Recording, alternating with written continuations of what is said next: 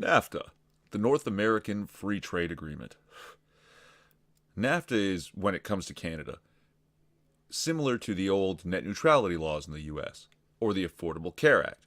The Affordable Care Act wasn't affordable, net neutrality wasn't neutral, and North American free trade isn't free. Economics is not my strong suit, so if I'm wrong, please correct me, because I'm starting to get the impression that Trudeau has picked a fight with Trump that Canadians just can't win.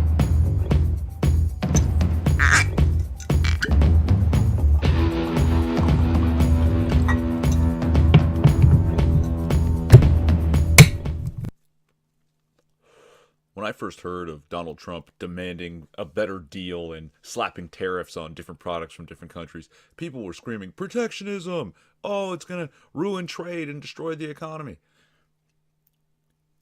Canada, in spite of or because of the North American Free Trade Agreement, slaps tariffs on all sorts of imports from the U.S.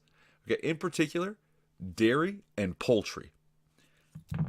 These tariffs are so ridiculous that it's actually created something like a dairy baron in Canada, that cheese and butter coming in from the US can be tariffed at 245 and 298%.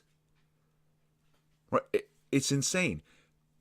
The dairy farmers in Canada control the supply and fix the price of dairy products.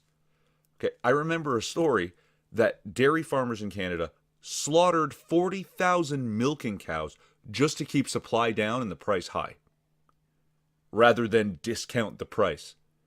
Rather than eat it on the margins and make more on the bottom line, they just slaughtered the cows.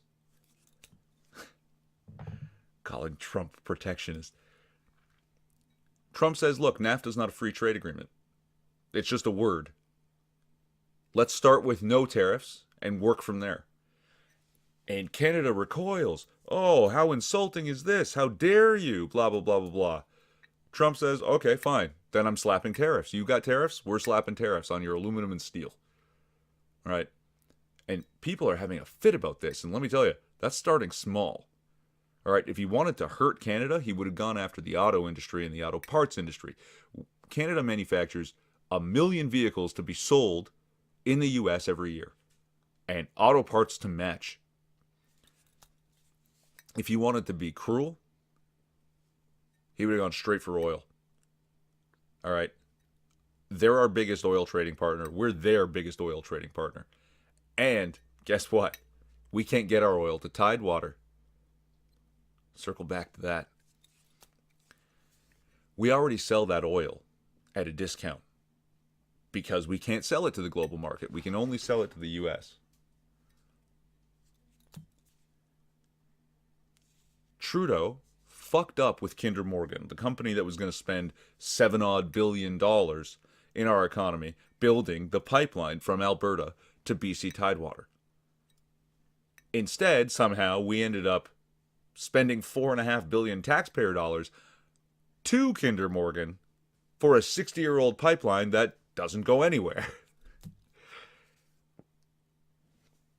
We lost our leverage. Trudeau lost our leverage and then picked a fight with the guy who has all the leverage. He's got all the leverage in the fucking world. You know why? Because we've got none. Had we been able to get our oil to Tidewater, even if it was 3, 4, 5 years from now, that would be leverage. That would be something on which we could lean back and say, hey, do you want to continue this nice oil deal you've got going on with us? Well, respect the tariffs. Sure, we don't have to call it free trade agreement. We can call it something else. But we don't have any leverage. All right? And I don't know if someone told Trudeau, but the other day I saw him like huffing and puffing and his eyebrows were falling off. So I'm sure he knows he's fucked up large. Right? He has to go back to the table and fix this because, man, it's aluminum and steel right now, but Trump has made the threat of going after the auto industry. And this will hurt. This will sting like a bitch, aluminum and steel. Automotive will probably cripple us, and we can't have that. So, Trudeau, get your shit together. Fuck's sake. Relevant links to shit I said in the description? Maybe. I'm Irving Twin. Like, subscribe, or don't. It's a free country. At least it used to be.